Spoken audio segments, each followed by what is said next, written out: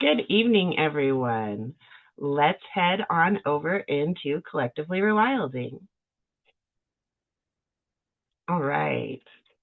So instead of doing a normal Q&A, I wanted to talk to you guys about the November lesson plan because I have it finalized now and I just counted up the pages and it's perfect. There are 16 pages, so 4 pages per week. And I think that's probably pretty amazing because I got the cool season planner from Gardenary today. She was having an amazing sale. And of course, she tried to get me to get all of them, but I am going to get them slowly as they're as cheap as I can get them, right? Because I really like my own idea of a garden planner and what we worked on together here and the suggestions that you guys have added in. I don't know, that collaboration. I think it's fun. But it is, does it even tell me how many pages? My goodness, 100 and looks like about 140 pages. So I think we're doing pretty good. And I think 4 pages of material to pick from each week, right? Because nobody would probably be trying to do any of, or not to do all of it through the whole process. And so when we jump in here and we look at our month for November, for that first area, and oh, I did want to tell you, Candace mentioned while we were waiting to see who all wanted to join in this evening, I was reading in the Gardenary Consultant Handbook today about the different temperatures, and I thought about everyone while I was reading this. And so let me just read these 3 little sections because it was very interesting. So 6 months of salad greens, right? We'll focus on the cool seasons when we teach our clients how to grow 6 months of salad greens. When I lived in Houston, my salad green season lasted from October to March. That would have been like what I experienced in Nevada. That would have probably been pretty good time to grow all these. That was the time when our average temperatures ranged from 45 to 75 degrees. And there was a chance of frost for a couple of those months. The bookends of those seasons, or this season, October and March, often required shade cloths to keep the garden plants cooler on warm days, so in October. And, nothing. Yes, okay. And okay, let me read that again. That doesn't make, the way she writes really throws me. The bookends of this season, October and March, often required shade cloth to keep the plants cooler on warm days. Yeah, it is just that. There's nothing, they don't need to protect from frost, it sounds like. And that is if you live in zones 9 and up. All right. And then in Chicago, my salad season was roughly the opposite of Houston's. It would start in March and run until October. That stayed so cool throughout the entire growing season. She didn't get that hot period while she lived there. This was only possible because it never grew very hot in the summer. I typically started my greens by seed in February and cut my first leaves in March.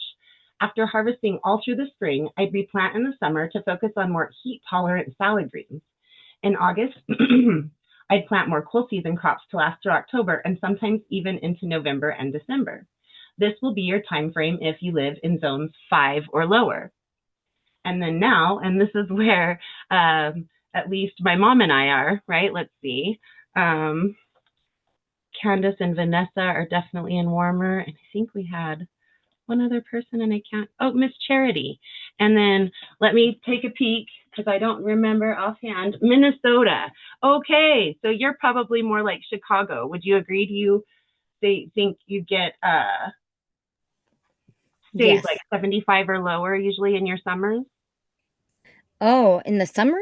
Mm-hmm. The summer is pretty, it gets pretty hot here. Does it? The humidity is pretty bad. Um, but yeah, the summers have gotten more brutal. Yeah, 75, I everywhere. wish. No, I don't it's know more because hot. Yeah, but you get cold in the summer or in the winters though too, right? very cold. Well, yeah, it's warming up though. That global warming is warming. Yeah. Um, Yeah, I think it's like what is it right now? I think it is I don't even, somebody else will probably figure it out before I do because my phone isn't working when I want it to. Yay. I think it's kind of cold out right now though. Yeah, I'm not going to trust my phone. It's being funny. It likes to embarrass me. That's the way I say it. It is 37. There we go. Well, see, you're already a little bit colder than we are. So, yeah, I thought you guys got pretty cold, but I didn't know that you also had really high heat in the summer. It It's whiplash, I tell you. It's a seasonal whiplash. sounds like it, right? Yes. We have the Yeah. dry high heat, but we don't get as cold anymore either. Oh, that's nice. We get snow too, but not as much. But Exactly, right? sometimes we'll just get a whole bunch just for fun, just to remember what it was like. But, yes, it's 37. It'll get down to 33 and a high of 47, it says. So, burr. That's what I have to say. Burr, burr, burr. I Does know. it get cold there? It does. It hasn't really gotten much, maybe five above zero, something like that. I don't think we've reached zero since we've lived here in this part of Ever? Utah. Not in this part of Utah.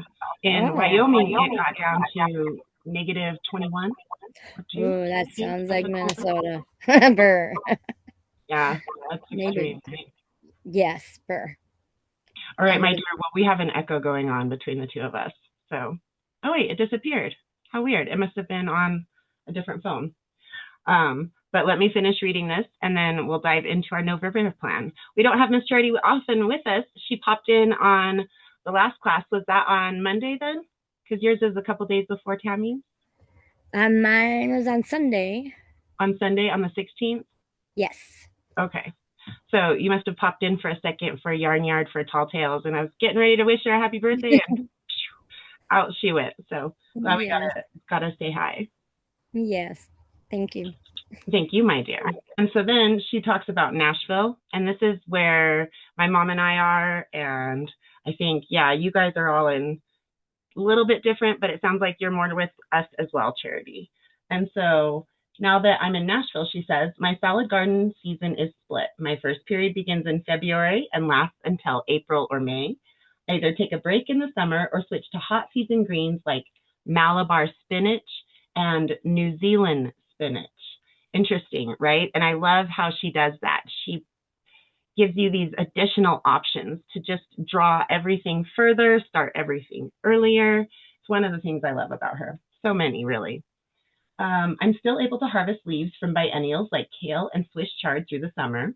Once temperatures cool a bit in August, I replant cool season greens and can enjoy them through November, maybe December. Shade cloth in the warmer months and frost cloth in the colder months help extend the two seasons. And that is representative of climates in zones 5 to 8. And so that just lets you know no matter where you are, you have a time period that you can grow the herbs and the salad greens, right? And so I just thought of all of you when I was reading of all of the different zones. And I think that we might cover all three of those when we're all together as a group, but I'm not sure. I'd have to think about it more. My brain deletes itself when the camera's rolling, right? And so for our first little bit, if we were to have been able to follow this from the first week of November, right? We're kind of just studying it, seeing how it goes, how it works to go through it, what we think of what's in here, etc. And we did talk about this. So that's good. We talked about putting out bulbs in the fall for the spring. And yeah, because I think it was perhaps yourself, Miss Candace, who you don't have that cooling period, right? Didn't we talk about that here recently? Yeah. I thought so. All right, so bulb planting and the cultivated beds, right? So this is going to give you just the ideas that you could work through with the bulbs.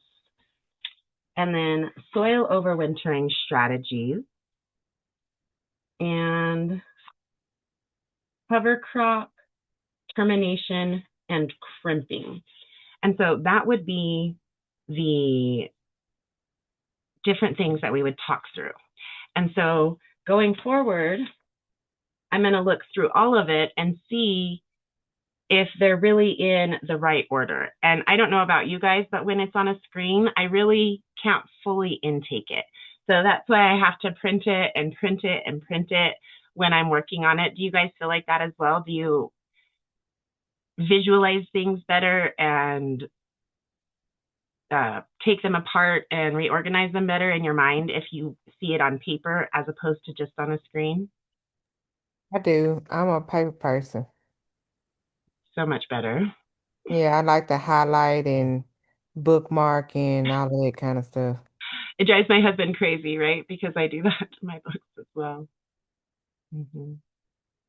Anyone else?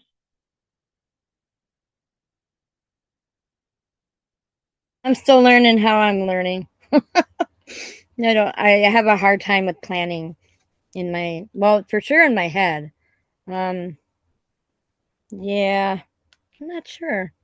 That's a good thing to think on, though. Yeah. So Yeah, mapping things what are out you are more comfortable with in general, Charity? Do you like to look at things on a screen, like taking in TV and movies and the online experience in general? Do you like seeing things in paper? Do you read very often? I think I like hearing it. Yeah. Hearing it? And You're see, an yep, audio hearing, person? yes, yep. That is, thank you. There we go. Absolutely. Well, there are three main styles of learning, right? You have the audio style, then you have the visual style, so that's hearing and reading, and then you have the tactile, which is to touch. And most of us benefit from at least some tactile learning, if possible, to cement, but then we usually are either audio learners or visual learners. And so, yeah. Okay. Mhm. I'm the audio learner, right? Or visual? Absolutely. No, Mhm. oh, audio. Audio. Okay. Mhm. Very can. Thank you. Not a problem. And so I think think about being in the audience. Audio, like you're out there, you're listening to it. Your audio is on your radio, um, right? Visual, like you're using your eyes, right? So audio and visual. And so, Very good. I but the YouTube though is like you get the audio and the visual, kind of. um, If yes it's a and video no. that's showing you things, I Um, guess. when you say visual learner, it's not typically meaning something like video. It's meaning more in the Words. print world, right? Okay. And not to say that's everything, but when you really think about a YouTube video, you're never going to sit there and just read the words, right? It's all going to be audio. So when you have that audio with the backup of the visual representation, that can really be a positive thing for audio learners and really for anyone to see that visualization. And then if Yeah. you can then in your own world follow that with touching, whether you're writing it down or molding a vase or anything, whatever you're learning, if you can then follow through with some sort of physical activity to cement that, no matter how you intake it, that's going to be when you really start understanding something. What about like closed captioning? Do you think that helps at all? Like bring in or like can you change the way you learn or like make it better or I don't Oh, know, expand it? absolutely. There's so many different things. I didn't have a very good memory until I basically forced myself to do different things to remember. And part of that was just constant thought about remembering what was going on. And then you also can repeat things to yourself 7 times. Like, you used to write it down. You'd write that spelling word 10 times, 10 times, 10 times. That there's a reason for that. Repetition works, right? And Right. that's a quote from a movie I really like, but it's true. Repetition works to cement thoughts in our brain. And so that's what's really nice about something like this, because we're going to go through it in an audio sense, reading it out loud. It's also here in the print variation. And then for a lot of this, when we start really tearing into it next year and actually trying to implement what we want to out of each part of each section, there'll be a lot of video of actually going out and doing that, right? So there'll be a lot of different ways to learn when we start actually getting to tear into it fully in January. Awesome. Thank you. Absolutely, my dear. All right, guys. So what do you think? Do you like the thought process of what we would be working on in a week? Does that sound like a legitimate number of items to pick from? Bulb planting, soil overwintering, and cover crop termination and crimping, right? And so I don't like to kill the cover crop and till it under. It can be called, that's where this crimping or green manure, you don't actually rototill it in, you just leave it as a top layer that will decompose and become a part of the soil. And so 3 things for a week where, I mean, honestly, 3 things isn't impossible to do all 3 in a week, I think, depending on how much time we made for it. What do you guys think? Everybody's like, I'm not even sure what all those things are. Okay, so bulb planting, that one's pretty obvious. So soil overwintering, what does that mean? So let's just go up here so that you guys can see it while I'm going over it with you.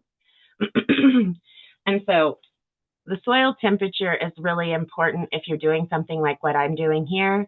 I put down the seaweed fertilizer and I waited until it got as close to 50-degree temperatures for the soil as I could. It's getting kind of hard sometimes here to find that window where it's perfectly going to be 50 degrees or lower for the soil for months, right? And so now I'm just waiting to put down the seed. And that's even more important to try to keep it under that 50-degree window so that the seeds don't germinate when we're going into the cold season. And so that's a big part of monitoring soil temperature.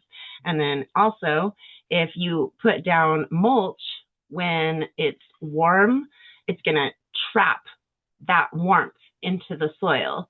So unless there's a reason that you're wanting to do that, maybe you're wanting to prolong the life of some fruits or vegetables that you're also covering, and so you add an extra layer of mulch before it gets truly cold and keep the soil a little warmer. Most of the time, though, when you're going into overwintering, you don't want to add mulch because you're going to trap that heat in the soil.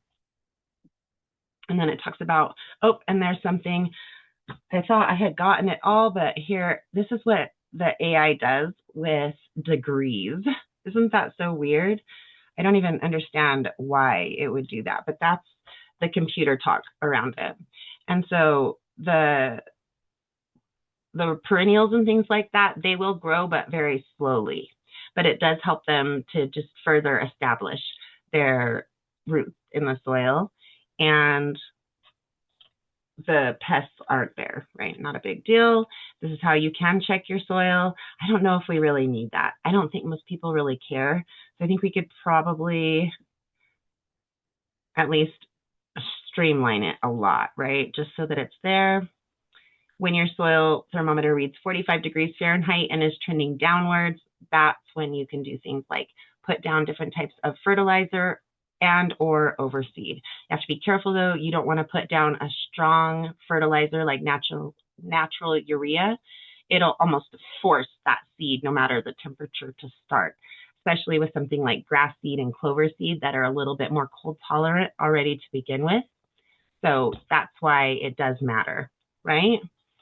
And then when it does get down to that consistent temperature, if you apply mulch, then it traps the cold in the soil, ensuring the plants stay dormant, which is something that we have to deal with.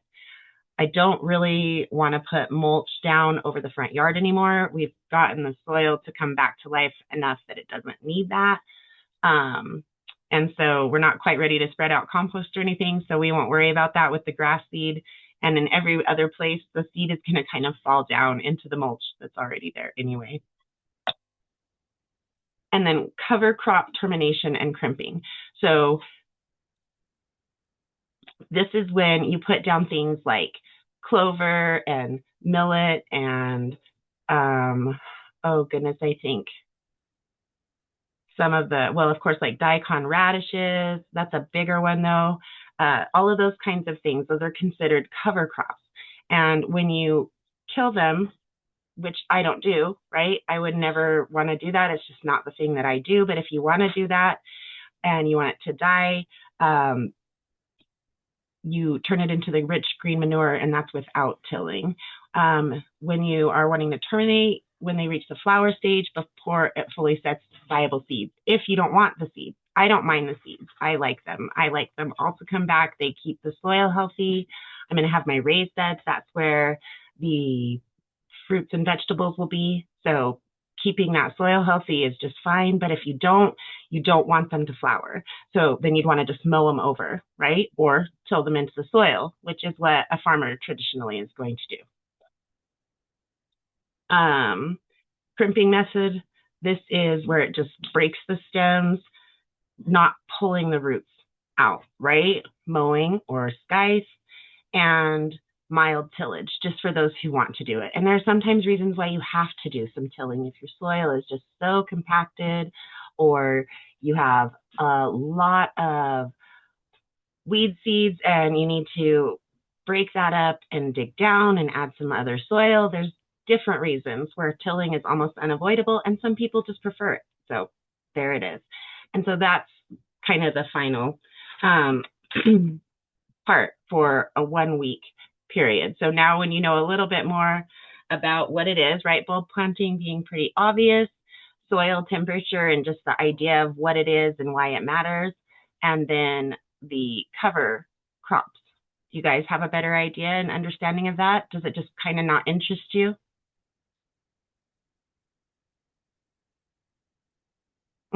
Everybody's really quiet.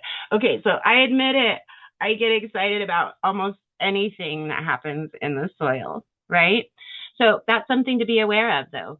If it's not going to have almost any interest outside of, I'm guessing, bulb planting, perhaps, then streamlining it, maybe putting it at the bottom, looking over the rest of it, insulating with leaf mold, it's great, but it does take more work than like throwing out a cover crop or pine mulch or something along those lines.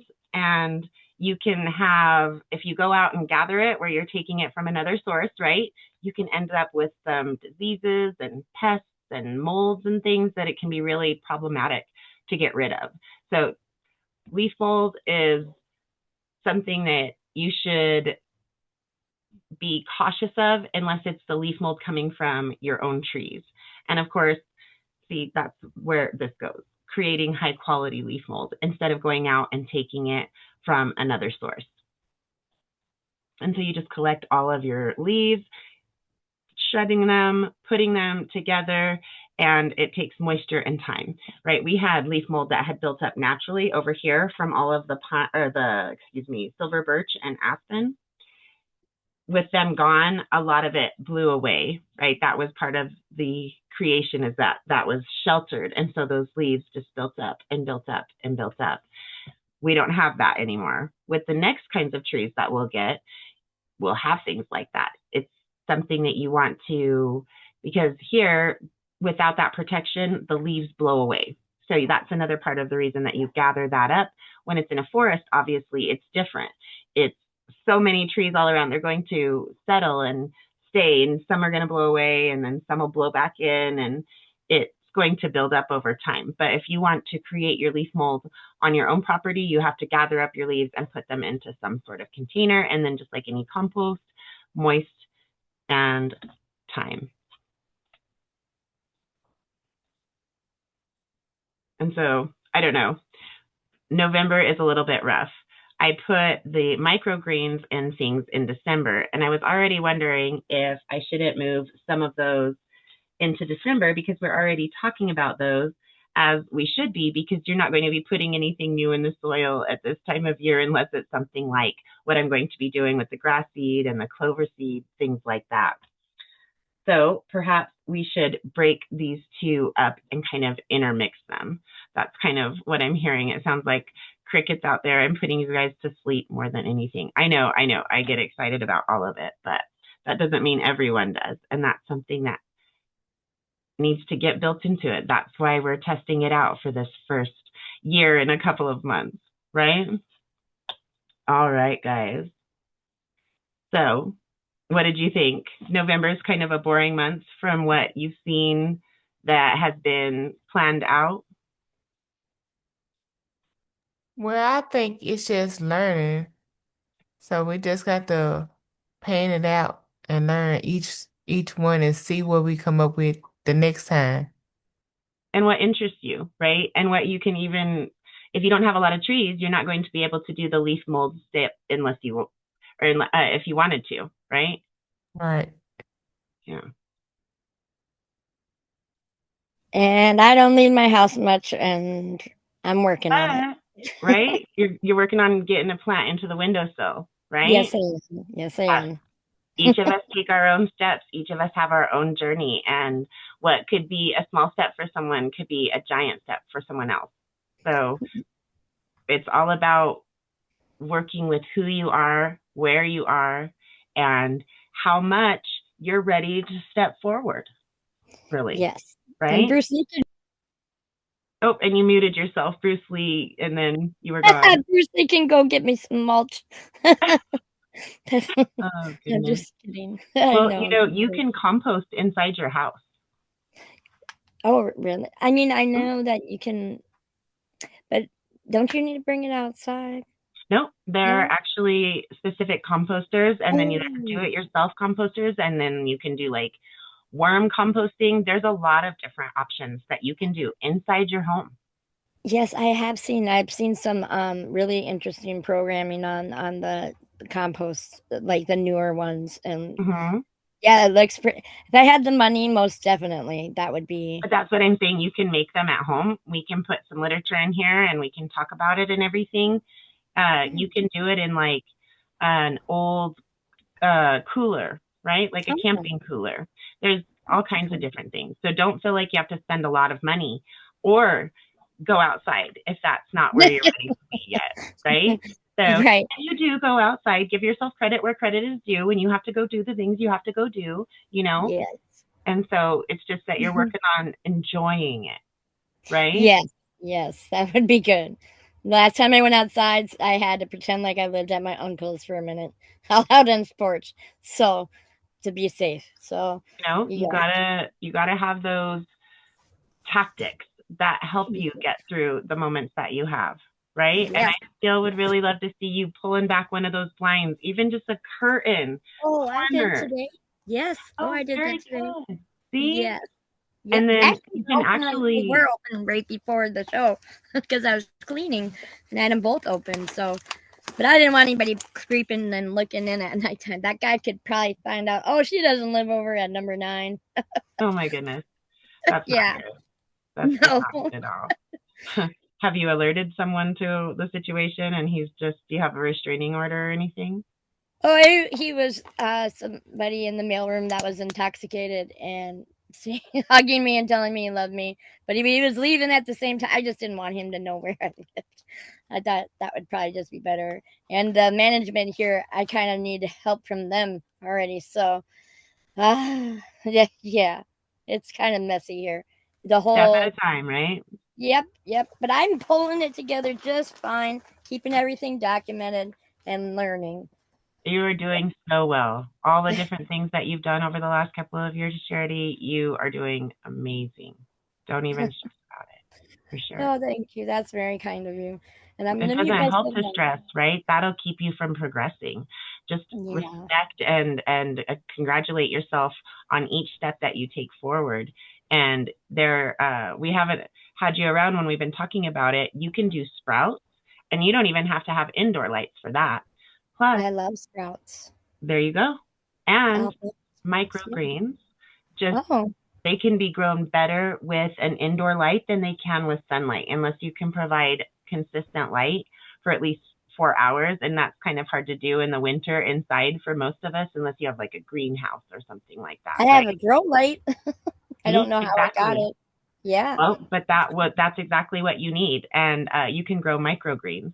And Oh, so that's then once you like that, if you're feeling better about things, you could look to growing salad greens. And again, that can be grown with an indoor light. You'll need a little bit more, right, for each step up. But all you're worried about now is either the microgreens or the sprouts. Sprouts you have to rinse every day with water. So for me, microgreens are easier, and you already have a light. So you get to pick yes. either as well. And so the Oh, only that's thing that you would need other than that is a growing tray, and you could just use a little 8 carton, Um, like those things that you bring home from McDonald's, to hold your drinks like that. um, No, that would that's get where the things soggy. go. That's more like if you wanted to transplant it and then you could just Oh, kind of make slits inside the cardboard. That would be an excellent material for that, right? For this, yeah, you're looking more for like a little plastic tray. So you could even use just a little Tupperware if you have some that's not very good oh yeah. anymore, and you could just make little holes in it, just like drill some little holes into the Oh, that's Tupperware. And then you want to have another one that you put under it. And then you need okay. potting soil. And what she actually recommends is, and I have it right here, it's a third, it's a 103 mix, is what she calls it. And I know I've heard other people call it that as well. Um, but it's sand and compost, and I can't think of what the other ingredient is. That's cool. Um, That's very cool. oh, here we go. It's topsoil, compost, and coarse sand. And then she also adds earthworm castings. But that's something also that people do inside is raise earthworms. Isn't that crazy? That is crazy. I think I've seen Noah snails inside of some kind of weird face thing. I'm good on that. I don't want to wear. I don't know if that's a whole snail's body or what. Escargot. Is that what you No, mean? like there's something, some new product for your face that is snail, black. I don't know. Maybe I shouldn't talk about stuff that I don't know too much about. I've seen quite a bit of it there for a minute on all the freebie sites. But that my mom has got a really good green thumb, and I know she would have fun coming to class sometime with me. Oh, Um, definitely. Definitely when we're that. We getting talked about that a time, I think, before, and she's always welcome. yes, so one of these days I'll get her in here or go out there, and There you go. yeah, and then you will get to meet my mama. That sounds wonderful. Well, you've met mine, right? She's here with us Yes, tonight. And so, yes, but she's mhm. on a different level. She's more mellow on a different level. Okay, I'm silly. Okay, I'm gonna mute myself now. But thank you for all that information. That's wonderful. I love Very. encouraging you to take those steps forward, right? Yes, yes. All I right, forget. guys. I forget about all those little, like I forget about composting. Until I saw that really cool thing. Which of course you can compost cheaper inside. You don't have to do all the big gadgets, and they just show you that so that you spend the money. Yeah. Exactly. Right. And so you can spend a lot or you can spend a little. There's definitely ways to go about doing it at a lot lower cost. In fact, one of the articles here that I printed is, I believe, $100 raised garden bed.